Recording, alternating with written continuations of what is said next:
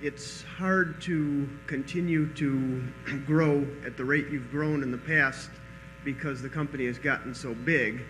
And I'm wondering if you could elaborate a little bit on that. And my second question, which is totally unrelated, but I've also read where you're very good with numbers, with working things in your head, and I'm totally a rookie when it comes to economics and accounting and things like that, but I'm very good with numbers and keeping things in my head, and I'm wondering if there's some way a mathematician who knows very little about the business world, what I could read or what I could do to learn how better to invest and how you did that.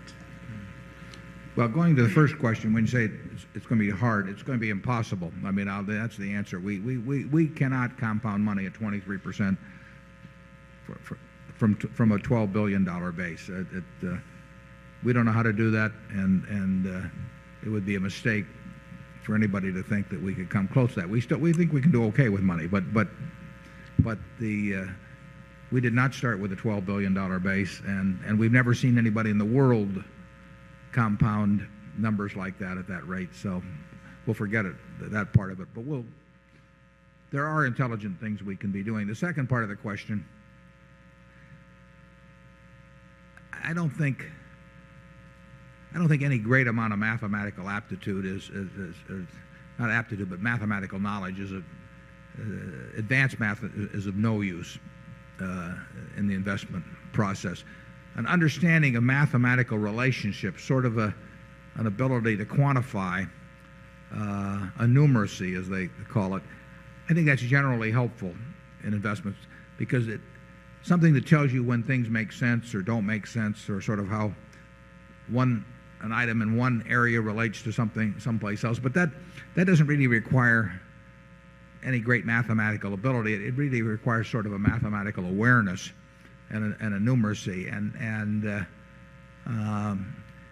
I think it is a help to be able to see that. I mean, I think Charlie and I probably, when we read about one business, we're always thinking of it against a screen of dozens of businesses. It's just sort of automatic, but that's just like a scout in baseball thinking about one baseball player against an alternative. I mean, you only have a given number on the squad, and they're thinking, one guy may be a little faster, one guy can hit a little bit better, all of that sort of thing.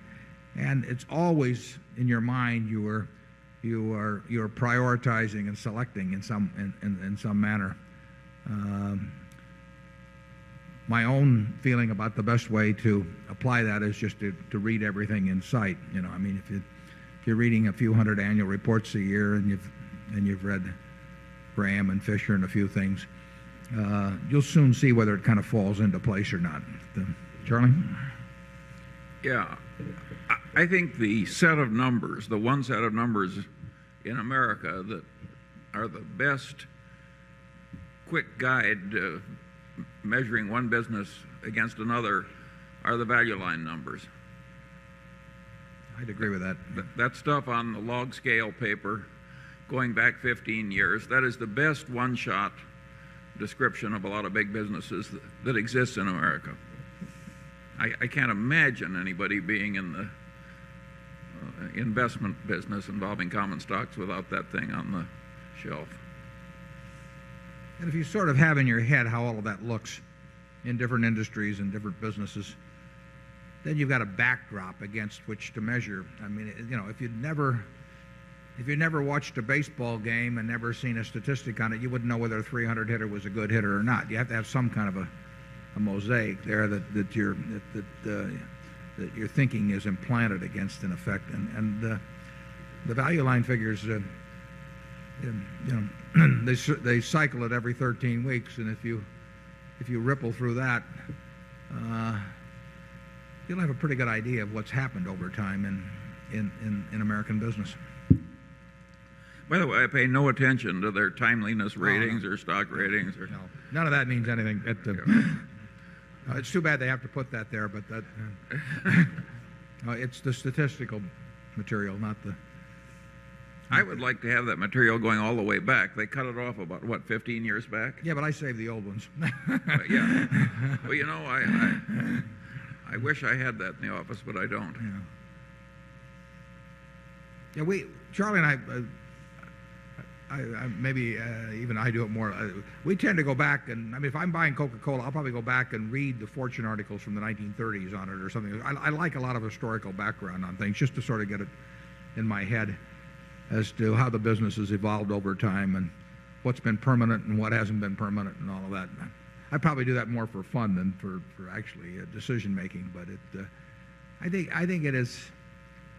I think if you think about if we're trying to buy businesses we want to own forever, and if you're thinking that way, you might as well see what it's been like to own them forever and look back a ways. So